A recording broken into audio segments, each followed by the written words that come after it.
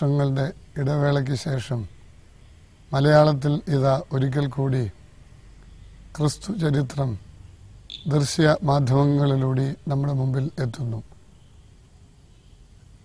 Creative film മേക്കേഴ്സാണ് ഈ സംരംഭത്തിന് മുതിർന്നിട്ടുള്ളത്. സാമൂഹ്യ പരിഷ്കർത്താക്കളുടെയും ആത്മീക ആചാര്യന്മാരുടെയും ഒക്കെ ജീവചരിത്രം സിനിമാ രൂപത്തിൽ നമ്മുടെ മുമ്പിൽ എത്തിയിട്ടുണ്ട്. വളർന്നു വരുന്ന തലമുറയിൽ ദൈവികവും പ്രയോജനകരവുമായിട്ടുള്ള മൂല്യങ്ങളുടെ സ്വാധീനം ചെലുത്തുവാൻ ഇതുപോലെയുള്ള സംരംഭങ്ങൾക്ക് കഴിയും എന്നുള്ളതിന് യാതൊരു സംശയമില്ല.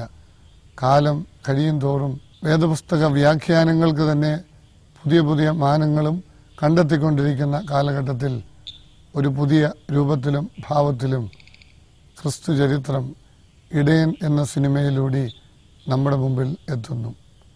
നമ്മുടെ വാത്സല്യവാനായ ജോൺ മാത്യു ആണ് ഇതിൽ യേശു ക്രിസ്തുവായിട്ട് അഭിനയിക്കുന്നത്. അതിൽ ഞാൻ അഭിമാനിക്കുന്നു, ആനന്ദിക്കുന്നു.